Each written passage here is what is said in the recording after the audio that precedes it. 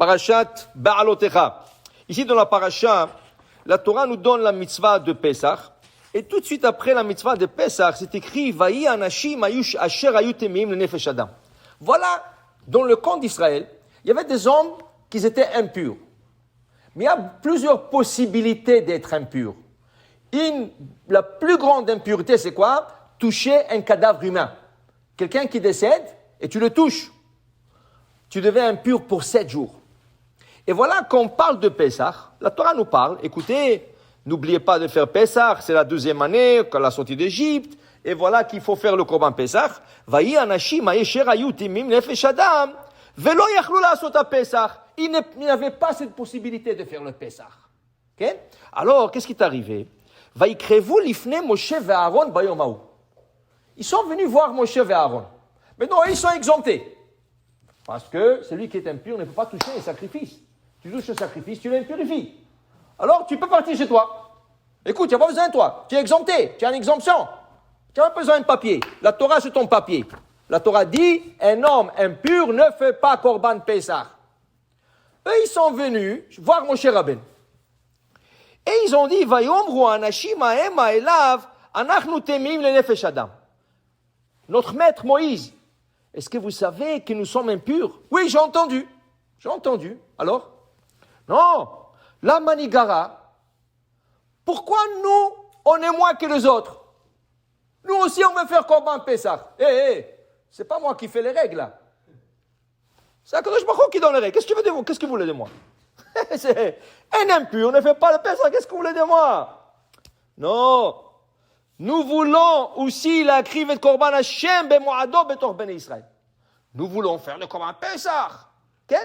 Alors demande à Hashem. Je n'ai pas demandé, c'est écrit en noir sur blanc. Je n'ai pas demandé, c'est pas une halakha qu'il faut chercher dans le Shulchan Aruch. C'est écrit dans la Torah. Quelqu'un qui est impur ne fait pas Pesach. Okay? Mais en vérité, qu'est-ce qu'il voulait? Qu'est-ce qu'il cherchait? Qu'est-ce que tu veux? On te dit que tu n'as pas besoin. Qu'est-ce que tu cherches? Okay? Alors le Talmud, dans Masechet Souka, le Talmud nous fait comprendre, quelle était l'histoire derrière tout ça? Il y avait quelque chose. S'ils sont venus se plaindre, okay? Il y avait quelque chose. Le Talmud il dit, qui étaient ces hommes? Mi anashim. D'abord, de qui on parle? La Torah dit, vayu anashim. Il y avait des hommes. Mais qui sont? Qui sont ces gens-là? Il y a une discussion dans le Talmud. Et une des opinions dit, tu sais qui c'était? Ça, c'était les cousins de Nadav et Avihu qui sont décédés dans le Mishkan.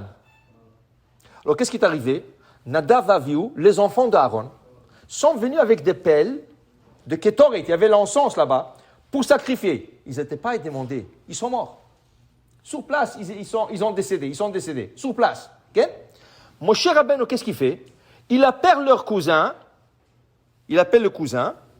et il lui dit, écoutez, cousin, vous voyez Michaël et Tzafan, vos cousins sont décédés là-bas, allez-y les chercher. Mais Moshe Rabbeinu, si on s'approche on devient impur. Oui, mais écoutez, il faut bien que quelqu'un le sort là-bas. On ne peut pas le laisser là-bas, c'est le Mishkan. On ne peut pas laisser là-bas. Ils sont partis, ils ont cherché le corps. Ils ont cherché les 2 corps. Ils sont sortis. Qu'est-ce qui arrive après? Après, c'était le mois de Nissan, 1er Nissan. Après, c'était Pessah. Tout de suite après, c'était Pessah. Et là, ils réalisent quelque chose.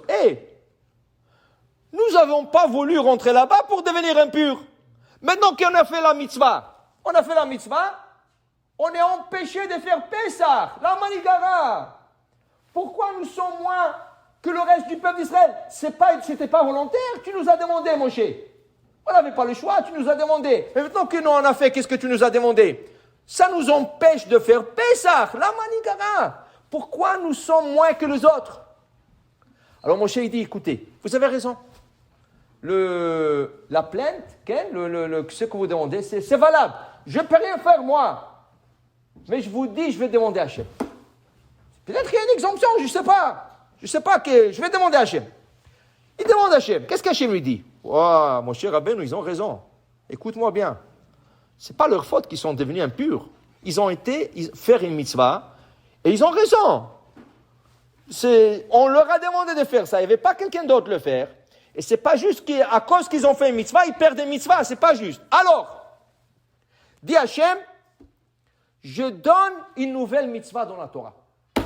On va faire une nouvelle mitzvah. Quelle est cette nouvelle mitzvah? Pesach Sheni. C'est qu'est-ce qu'on va faire? On va donner la chance à eux et à tous ceux qui sont comme eux de se rattraper un mois plus tard, le 14 Iyar. Dit Rashi, quel mérite ils ont, ceux deux-là? Quel mérite ils ont? Parce qu'Hachem a fait une nouvelle mitzvah pour eux. Hachem a fait une nouvelle mitzvah pour eux, pour qu'ils puissent se rattraper. Tu aurais pu dire, ouais, écoute, ouais, qu'est-ce qu'on peut faire? Vous étiez le seul, le cousin, qu'est-ce qu'on peut faire? L'année prochaine, Birushalayim Abnuya. Non. Hachem a pas, il a dit, le mois prochain, je vous donne la chance de faire un Pessah. Et avec vous, tous ceux qui sont comme vous. C'était grosse route. Mais le Talmud, qu'est-ce qu'il veut nous dire? Écoute-moi bien. Si on te dit, tu sais quoi? Aujourd'hui, tu n'as pas besoin de mettre tes films. Va à la maison, va. Tu n'as pas besoin, tu es malade. Tu as mal à la tête, tu es malade, tu es exempté, reste là. Il y a un qui va dire, bon, Hachem. Il y a un qui va dire, non, Chas v'shalom, quoi, je ne vais pas mettre le tefillim aujourd'hui, je ne suis pas un goy, moi. Moi, je vais mettre un tefillim. Mais tu es malade? Non, rien à faire, je vais mettre le tefillim. Ça veut dire qu'il y a deux approches. On peut te dire, alors, monsieur, tu es exempté, et tu vas commencer à courir de joie parce que tu es exempté. Il y a des gens qui sont tristes quand ils sont exemptés. Ils ne cherchent pas des exemptions. Ces hommes-là n'ont pas cherché une exemption. Ils ont cherché une obligation. Ils voulaient s'obliger dans la mitzvah. Ils ne voulaient pas s'exempter de la mitzvah. Et Akadosh Baruch Hu nous montre, c'est lui qui cherche à s'obliger dans la Torah. Waouh, quelle récompense je lui réserve. S'il faut faire une nouvelle mitzvah, je vais le faire pour lui. Si il faut écrire une nouvelle mitzvah dans la Torah, je veux le faire pour cette personne. Ça veut dire que c'est extraordinaire. Qu'est-ce qu'ils ont cherché?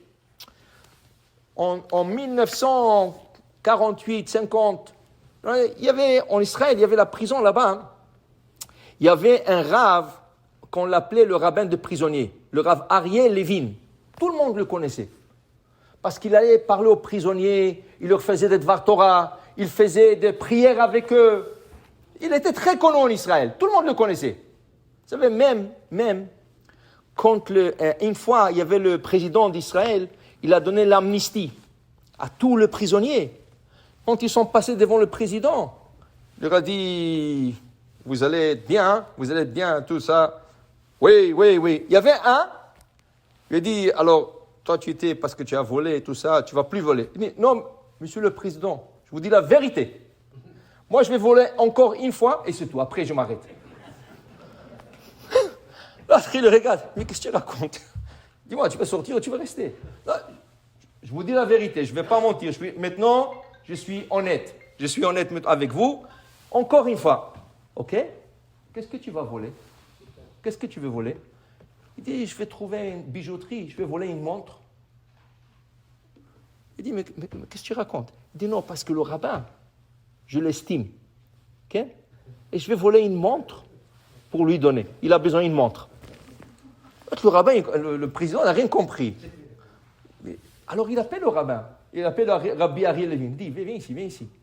Il dit, c'est quoi l'histoire de ce bonhomme? Il dit, écoute, moi je lui ai enseigné de dire la vérité. Il dit, de rien avant, tu ne mens plus.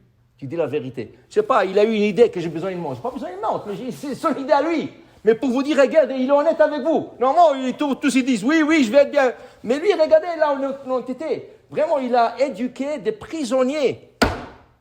Un jour, en Israël, c'était un jour d'hiver. Et il pleuvait, et il faisait froid. Et lui, toujours, il allait à la prison parler aux prisonniers. Ce jour-là, il a oublié sa carte d'identité. Il n'avait pas de carte d'identité. Il arrive là-bas. Il y a un gardien, il ne le connaissait pas. Où vous allez, monsieur? Il dit, je vais là-bas. Il dit, monsieur, ici, les gens veulent sortir, ils ne rentrent pas ici. Retournez chez vous, vous êtes un homme âgé, ce n'est pas pour vous ici, retournez chez vous. Il dit, non, s'il vous plaît, moi je rentre là-bas parce que je parle aux prisonniers. Il dit, écoute-moi bien, tu as une carte d'identité? Il dit, non, je l'ai oublié. Il dit, alors tu ne rentres pas. Il dit, mais écoute, maintenant, retourner à la maison, il pleut, je suis venu ici. Il ne voulait rien savoir. Le gardien, il ne voulait rien savoir. Il ne lui a pas laissé rentrer. Il a fait, comme il connaissait bien la prison, comme il connaissait bien en prison, il a fait le tour, il savait qu'il y a une autre entrée quelque part d'autre. Il a dit, peut-être le gardien là-bas va me reconnaître. Effectivement, il a fait le tour, il y avait là-bas un autre gardien. Ah, le Rabino, oui. Il dit, comment ça va? Il dit, mais tu connais, j'ai oublié la carte. Il dit, ok, oui, je vous connais. Parce qu'il venait, il venait toujours. C'est pas que... Il lui a laissé rentrer. Il a laissé rentrer, il est parti, il a parlé au prisonnier. Du coup, l'autre, le premier, il le remarque. Il a couru. Il dit, hé, comment tu es rentré? Comment tu es rentré ici? Il dit, écoutez, je vous ai expliqué, moi je viens toujours ici. Je suis un habitué. Aujourd'hui, rien que j'ai oublié ma carte d'identité, j'ai fait le tour, l'autre gardien m'a reconnu. Il dit, maintenant, monsieur, vous savez, je vois vous êtes un homme sérieux et je vois vous êtes un homme honnête. Ah oui, comment vous voyez ça? Il dit, monsieur, il pleut dehors. Il fait froid dehors. Vous avez plus que 80 ans. Non, quand je vous ai dit de partir, okay? Normalement, un homme, quand vous devrait dire, ah, Baruch Hashem, aujourd'hui je suis exempté. Je n'ai pas à rentrer ou parler aux prisonniers. Il fait froid, écoute. Okay? Vous avez cherché de toutes les manières de oui rentrer, de oui faire votre mitzvah, de parler à ces prisonniers. Vous êtes un homme honnête. Vous êtes un homme bien. Okay? Tu comprends? Un homme, il ne doit pas chercher des exemptions. Comme on dit, la Torah dit, va'achalta, ve'sava'ata, ou berachta. Tu mangeras, tu te rassaiseras et tu béniras. Mais il y en a qui ne savent pas bien lire. Alors qu'est-ce qu'ils disent? Va'achalta, ve'sava'ata, ou barachta. Lui, il se sauve. Au lieu ou berachta, ou barachta. Allez, ça allait.